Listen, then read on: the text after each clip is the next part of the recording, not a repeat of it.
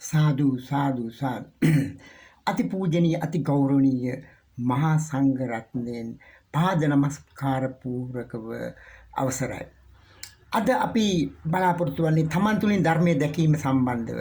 අපි අද බලාපොරොත්තු වන්නේ කොහොමද මේ මාතෘකාවට කොහොමද අපි විවාහ ජීවිතය තුළ විවාහ ජීවිත තුළින් ධර්මයේ මතු කරගන්නේ කියන එක ගැන තමයි අපි අද සාකච්ඡාවට භාජනය කරගන්නේ. අපි හිතලා බලමු විවාහ වෙච්ච ජෝඩුවක්. එවනම් සාමි පුරුෂයෙක් බිරිඳක්. ඒගොල්ලෝ ඒ දෙන්නේ ගැන පොඩ්ඩක් කල්පනා කරලා මේ දෙන්නා පොඩ්ඩක් අපි යමු අතීතයට මේ දෙන්නට දෙන්නා පළමුවෙන්ම දැකපු දවසේ එහෙම නැත්නම් පළමුවෙන්ම දැකපු දවසේ මොකද්ද වුනේ? සාමියට මොකද්ද වුනේ? බිරිඳට මොකද්ද වුනේ? මේ දෙන්නාගේ එකතුව අහම්බෙන් වෙච්ච දෙයක් නෙවෙයි. මේක තියෙනවා එක්තරා කාරණාවක්. පළමුවෙන්ම දැකපු දවසේ පුරුෂයාට ඇති වුණා බිරිඳට ඇති වුණා දැකලා පුරුදුයි කටහඬ අහලා පුරුදුයි අවිදින විලාසය දැකලා පුරුදුයි කල්පනා කරලා පුරුදු විඳලා පුරුදුයි කියලා පුරුදු කීපයක් Tamanගේ හිතට ආසන්න වශයෙන් දැනීගෙන පුදුමාකාර ලංවීමක්. ඒ වගේ බිරිඳටත් එහෙමයි. මොකක්ද ඒක තේරුම? අහලා පුරුදුයි දැකලා පුරුදුයි විඳලා පුරුදුයි කල්පනා කරලා පුරුදුයි. කොහොමද මේ පුරුදු හතර ආවේ?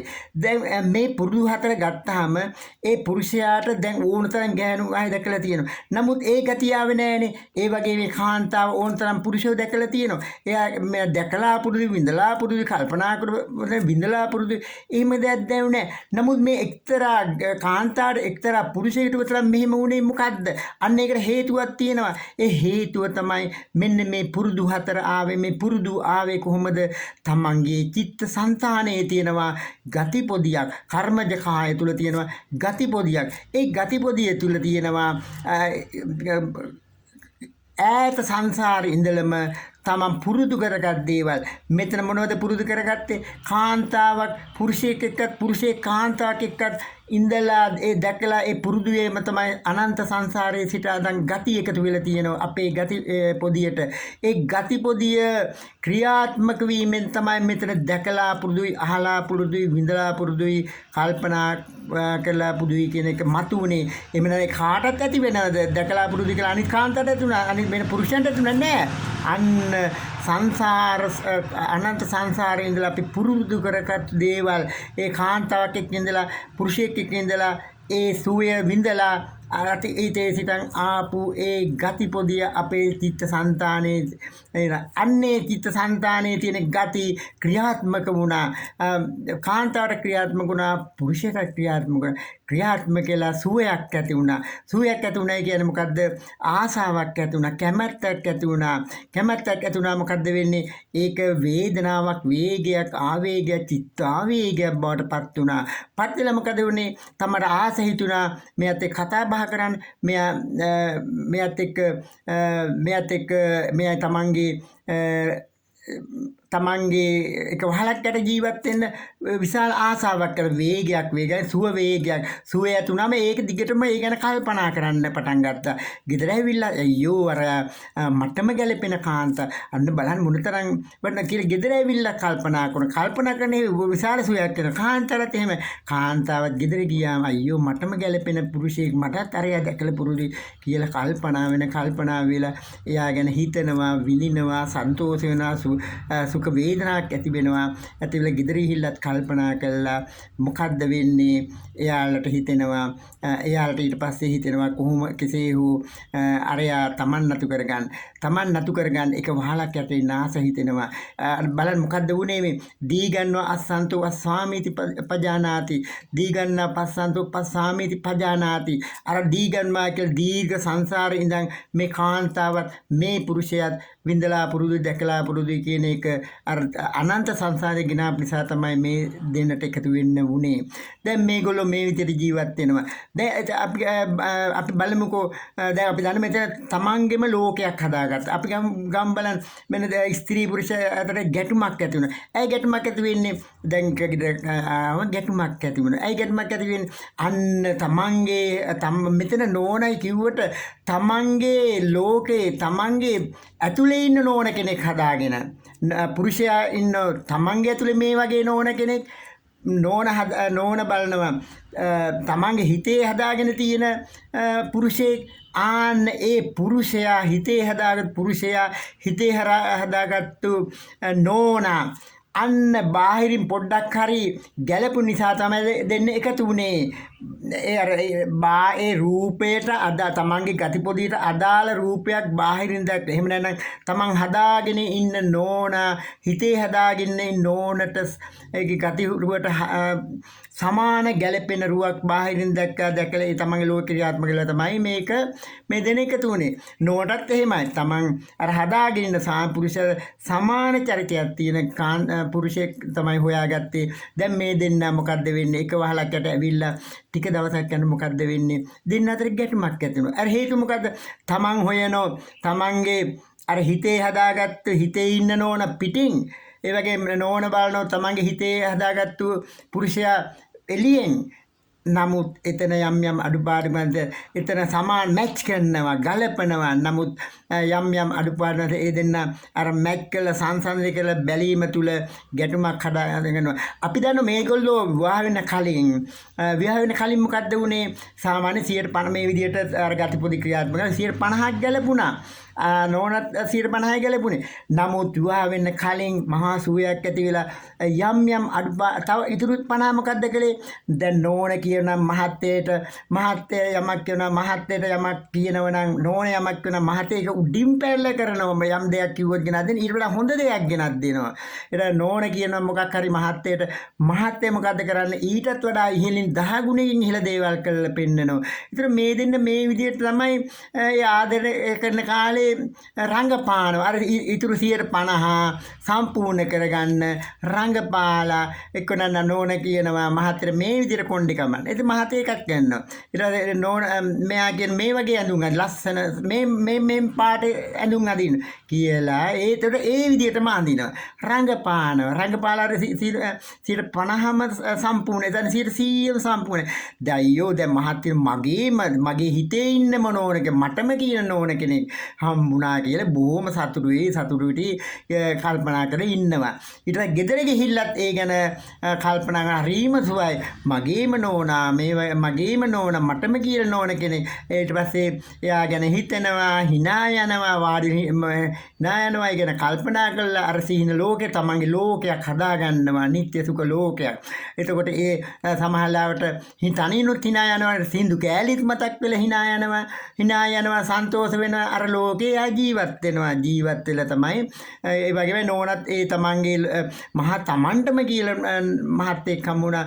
ඉතින් ඒ කාලේ ඉතින් ඒ දෙන්න ඕන දෙයක් කියනවා. අනේ මං ඔයා කියන ඕනම දෙයක් අපි දෙන්න විවාහ වෙලා එක ගිහිල්ලා ලස්සන කාර් එකක් අරගෙන දරුවෝ හදාගෙන ලස්සනට අපි ජීවත් ඔයාගේ වැඩ ටික මං ඔක්කොම කරන්නම් මම නෝන කියනවා. එහෙම මහත්තයෙක් කියන මං ඔයාට සේම සපයන්නම් කියලා නිත්‍ය සුඛ ලෝකයක් බලන් ලෝකයක් තමගේ හිතේ ලෝකයක් හදනවා. නෝනත් තමගේ හිතේ ලෝකයක් හදාගන්න නිත්‍ය සුඛත්. ඊට පස්සේ මොකද්ද වෙන්නේ? ටික කාලයක් යනකොට අර තමන්ගේ හිතේ ඉන්න නෝනා දැන් එළියේ නෑ. හිතේ ඉන්න පුරුෂයා පිට නෑ. දෙන්න අතර අර 150 දැන් සමාන කරගන්න එපා. දෙන්න එක රණ්ඩු වෙනවා. අර 150 සමාන කරන දෙන්න එක රණ්ඩු වෙනවා. රණ්ඩු වෙලා දෙන්න අමනාපකම් ඇති කරන ගති පොදි හදනවා. සංසාරේ තව තවත් හොයනවා. මෙන්න බලන්න තිබුණු දෙක තමන්ගේ සංසාරේ තවදුරටත් දීර්ඝ කරගන්න. බලන්න මේක අවබෝධ කරගත්තා නම් මේ තමන් මේ දහම ඇහුවනම් මේ මම හිතින් හදාගත්ත නෝන තමයි මේ ඉන්නේ. පුරුෂයාත් හිතනවා මගේ ඔළුවේ ඉන්න මහත්තයා තමයි මේ ඉන්නේ කෙනෙක්. ඒක වැරදි විදියට නිත්‍ය සුඛ අත්ලෝකේ තමයි තමන් එතන අනිත්‍ය දුක්ඛ අනාත්ම වෙන හැටි බලන්න ඕන. බලලා ඒක දකින්නකොට පේනවා මේ ඉන්නේ වෙන කෙනෙක්. මේ ඉන්නේ වෙනස් ආයපුරි තමන්ගේ හිතේ ඉන්නේ කෙනේ අන්නම සිතින් හදපු ලෝකය අනිත්‍ය දුක්ඛ අනාත්ම නිත්‍ය සුඛ අනිත්‍ය දුක්ඛ අනාත්ම දකින්නකොට තමන්ට පුදුමාකාර අනුකම්පාවක් මෛත්‍රියක් උපදිනවා තමන්ගේ නෝන කෙරෙහි. ඒක නෝනටත් ඇති වෙනවා. මේව දකි තමන්ගේ ලෝකයේ තියෙන ලෝකේ කඩාගෙන වැටෙනකොට මේක වර්ධකාරයක තමන් නෙමෙයි ලෝකේ හදාගත්තේ පුරුෂයාත් හැදුවේ තමන්ගේ ලෝකෙනේ. එතකොට ඒ දෙන්න වැරදි කළා තියෙන පුරුෂයා පුරුෂයාගේ ලෝකේ හදලා ස්ත්‍රියගේ ලෝකේ හදලා දෙන්නම මේක රැවටුණා. රැවටිලා දෙන්නේ ගහගන්න පටන් ගත්තා. පටන්ගෙන මේ ධර්මය ඇසුව විතරයි තම මොකද්ද මේකට හේතුව කියලා බැලුවා. බලනකොට තමන් හදාගත්තු නිත්‍ය සුඛ ආත්ම ලෝකේ දැක්වා. ඒක අන්මේ බාහිරින් එළියට පස්සේ මේ රෙදි ටික හොදලා එයා කියනවානේ මට නම් බෑ අන්න බලන්න ඉතින් නිත්‍ය සුඛාත්ම ලෝකෙ ඉවර වෙන. දැන් මේ මහත්තයා කියන මට සාරි ගෙනත් දෙන්න. ඔයාට සාරි ගෙනත් දෙන්නේ කොහොමද මේ පඩිය මදුනානේ. අන්න බලන්න එදා කොහොමද කිව්වේ. අන්න ඒ ඔක්කොම කරාගෙන වැටුණා. සැබෑ ලෝකෙට ආවේ නැහැ. යථාර්ථය දැක්කේ නැහැ. අන්න දහම අහලා පුරුෂයා දැක්ක මොකද්ද මේ වෙලා තියෙන්නේ. මේක මගේ වරදනේ. මම මේ නිත්‍ය සුඛාත්ම ලෝකේ හදාගත්තේ. ඒ වගේම කාන්තාවත් හිතනවා කාන්තාව මේ ධර්මයේ පස්සේ අයියෝ මම නේද මේ නිත්‍ය සුඛාත්ම ලෝකේ හදාගත්තේ. ඊට පස්සේ අනිත්‍ය දුක අනාත්ම වෙනවා. මමයි වැරදිකාරයා. එතකොට එතකොට කාන්තාව එහෙම නැත්නම් තමන්ගේ පුරුෂයා අසරණයි. තමන්ගේ බිරිඳ අසරණයි. මොකද අර ගති පොදියක් නිසා අනන්ත සංසාරයේ ගති පොදිට අදාළ ඒකෙන් දෙන තල්ලුවෙන් තමයි මේක සිද්ධ වුනේ. මේ අසරණ ඒ අනුව තමයි සිද්ධ වෙන්නේ. එයා අසරණ එයාත් මම වගේම අසරණයි කියලා තමන්ට මෛත්‍රියක් හට ගන්නවා. මේ කමටහනක් වෙනවා. ඒතර පෞල් ජීවිතේම කමටහනක් වෙනවා. මෛත්‍රිය උපදිනවා. මොකද හේතුව නිත්‍ය සුඛ අත්ති කියන එක අනිත්‍ය දුක්ඛ අනාත්ම දකින්නකොට ධර්මයේ දකින්නවා. ධර්මයේ දැක්ක මොකද්ද වෙන්නේ. මේ තමන්ට මේ ඉන්නේ අසරණෙක් මාත් අසරණයි. අපි දෙන්නම තමයි මේ නිත්‍ය සුඛාත් ලෝකයේ හැදුවේ. ඒක අනිත්‍ය සුඛ අනිත්‍ය දුක්ඛ අනාත්ම දැක්කේ නිසා තමයි. නමුත් දැන් අපි හොඳටම දැක්ක මොකද්ද මේකේ තියෙන ධර්මතාවය. මේ ධර්මතාවය දැක්ක හැටි අර සංසාර ජීවිතේට ගෙන යන්න ඕන ගති හැදීම නැවතුණා. ගති කියන්නේ කර්ම බීජ පොදි ග්‍රහණ්ඩ වෙන්නේ හැදෙනවා. හැදි අපේ කර්මේ දීර්ඝ වෙනවා. අපේ සංසාර දීර්ඝ වෙනවා. දැන් එතකොට ඒ ධර්මයේ දැක්කා සංසාරය දීර්ඝ වීම නැති වෙලා ගියා. අපි දෙන්න තුල මෛත්‍රියක් හටගත්තා. ලස්සන ජීවිතයක් දැන් දෙන්න එක ගත කරනවා. මෙන්න මේක තමයි අවබෝධ කරගන්න ඕන. හොඳට අවබෝධ කරගෙන අපි නිවන් විවාහ ජීවිතය තුලම නිවන තියෙන බව දැනගන්න ඕන.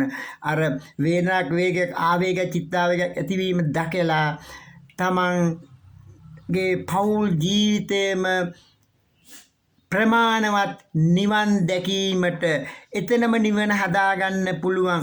පෞල් ජීවිතයේ තුලම කමඨහන් තියෙන ඕන තරම් ජීවිතය ගත කරන කමඨහන් අපට ඇති වෙනවා. ඒ කමඨහන් අධිහා මේ නිත්‍ය සුඛ ආත්ම ලෝකේ දිහා බල තමන්ගේ ලෝකේ දිහා බලලා තමන්ට හොඳ අර වේදනාවක් වේගයක් තරහවල් එන එක එහෙම නිවනක් එනවා. මෛත්‍රියක් ඇති වෙනවා. තමන් නිවන් දැක්ක වගේ තමයි. කොච්චර ලස්සන පෞල් ජීවිතයක් දෙන්නෙක් ගත කරන්නේ දරුවෝ හදාගෙන. නිවන තියෙන්නේ කමටහන් ගොඩාක් තියෙන නිසා නිවන තියෙන්නේ අන්නේ පෞල් ජීවිතය තුල. එහෙමනම් පෞල් ජීවිතය අපට ගන්න පුළුවන් කමටහන් විදියට අරගෙන හොඳ ලස්සන පෞල් ජීවිතයක් ඒ වගේම ලස්සනට දෙන්න අතරේ අන්‍යෝන්‍ය සම්බන්ධය වැඩි වෙලා ධර්මානුකූලීකයක් ගත කළා නිවන ළඟා කර ගැනීමේ පළමුවෙනි පියවර තමයි ඔන්න ඔය පෞල් ජීවිතේ. එහෙමනම් අපි කවුරුත් ඔබ කවුරුත් පෞල් ජීවිතයක් ගත කරනකොට ඒ තුල ඇති වෙනවා අපට අෂ්ටලෝක ධර්මයක්. ඒ අෂ්ටලෝක ධර්මය කියන්නේ දෙන්නට දෙන බැන ගැනීම නැති වෙලා ඒව ඉවසගෙන ඊට පස්සේ ඒකට හේතු මොකද්ද කියලා බලයි. ඊට පස්සේ ලාභයක් උන දෙන්න සන්තෝෂ වෙනවා. පාඩුවක් දුක වෙන ඒවට මුහුණ දීලා ඒ ඔක්කොම මේ පටිසම්පාද ධර්මයේ තුලින් දැකලා මේ ඔළුවේ ඇති වෙන නිත්‍ය අනිත්‍ය ලෝකය ලෝකේ මතු කරගෙන ඒක දැකලා ඒ ධර්මතා හොඳට දැකනකොට අපි නිවන් දැක්ක වගේ තමයි හොඳ යහපත් පෞල් ජීවිතයක් මෛත්‍රී සහගත පෞල් ජීවිතයක් ගත කරමින් තමන්ගේ මුළු ජීවිත කාලයම හොඳට මේ ධර්මානුකූලව ගත කරන්න හැකියාවක් ලැබෙනවා. ඒකට අවශ්‍ය ශක්තිය ධෛර්ය ලැබෙනවා. මේ ධර්මතාවය හොඳට තේරුම් ගන්න මේ ඇති වෙන තමන්ගේ ලෝකයේ තියෙන තමන් හදාගත්ත ලෝකයේ තියෙන නිත්‍ය සුඛ අනිත්‍ය දුක්ඛ බවට පත් වෙන හැටි දකින්න. ඒ වගේ සාම පුරුෂයාත් ඒ වගේ බිරිඳක් දෙන්න හොඳට මේ ධම්ම අහලා හොඳ පෞල් ජීවිතයක් ගත කළා. ඒ පෞල් ජීවිතයෙන් ප්‍රමාණවත් මේ සසරින් ඈතර වෙන්න. ඒක නිසා අපි අමුතුවෙම කැලෑ වදින්න ඕනේ. අමුතුවෙම භාවනා කරන්න ඕනේ. මෙන්න මේ භාවනාවක් තියෙන මෙතන. මේ භාවනාව තමයි බුදු පියාණන් වහන්සේ විපස්සනා විදිහට ගත්තේ. කමඨහං හම්බුණා පෞල් ජීවිතය තුළ. ඒ කමඨහං අපි දිහා දැක්කා. එතන තුන ධර්මතාවය දැක්කා. අපිව කායිකායනුපස්සනා වේදනානුපස්සනා චිත්තේ චිත්තානුපස්සනා ධම්මේ ධම්මානුපස්සනාව යෙදෙන ආකාරය අපිට දකින්න පුළුවන්. ඒ වගේම පටිසම්පාදය බිහි වෙන හැටි දකින්න පුළුවන්. අවිද්‍යා මූල පටිසම්පාදය ඊට පස්සේ නිරෝධ පටිසම්පාදය ඒ වගේම කුසල මූල පටිසම්පාද දැකීම තුළින් අපට සත්‍තිස් බෝධිපාක්ෂික ධර්ම අපි තුළ වැඩිලා අපි හොඳ අපි නිවන් දැකීමේ මාර්ගයක් ලෙස මෙන්න මේ පෞල් ජීවිතය යොදා ගැනීම හැකියාව ඔබට අපේ බුදු පියාණන් වහන්සේ විසින් මේක පැහැදිලි කරලා දීලා තියෙනවා. එහෙමනම් හොඳට ධර්මයට සමන් දෙන්න. ඒ වගේම පටිසමුප්පාදය ප්‍රායෝගික යොදන හැටි ඉගෙන ගන්න. ඒ වගේම සතර සතිපට්ඨානය අපි තුල ක්‍රියාත්මක වන හැටි දැක ගන්න. තමන්ගේ ලෝකය දිහා බලන්න. තමන් හදාගත්තු ලෝකය නිත්‍ය සුඛාත් කරගත්තු ලෝකය අනිත්‍ය දුක අනාත්ම වෙන හැටි කාන්තාවත් බලන්න. පිළිවෙත් බලන්න. තමන්ට විශාල ශක්තියක් ධෛර්යයක් ලැබෙනවා මේ පෞල් ජීවිතේ. එහෙමනම් පින්වතුනි මම හිතන්නේ මේ තා කුඩා ධර්ම දේශනාව ඔබගේ ජීවිතය වෙනස් කරන්නට යහපත් පෞල් ජීවිතයක් ගත කරන්නට ධර්මානුකූල ජීවිතයක් ගත කරන්න මූලික වශයෙන් මූලික කරුණු ටිකක් තමයි මම කතා කළේ. අත් පසුව තවත් මේ පිළිබඳව කතා කරන්න. එහෙමනම් පින්වතුනි මේක හොඳට සමන් දීලා තේරුම් අරගෙන ධර්මයේ ඉගෙනගෙන ධර්මයේ යොදලා ප්‍රායෝගිකව දැකලා ධර්මයේ දැකලා තමන්ගේ ජීවිතය සාර්ථක කර ගැනීමට පෞල් ජීවිතය සාර්ථක කරගෙන මෙලොව ජීවිතය සාර්ථක කරගෙන අපේ යහපත් පෞල් ජීවිතය තුළින් ධර්මයේ දැකලා අපට ඒ තුලින්ම නිවන් දැකින්නවත් ශක්තිය ධෛර්ය වාසනාව ලැබේවයි කියලා අදිෂ්ඨානය කරමි. එසේම ඔබ සැමට තෙරුවන් සරණයි.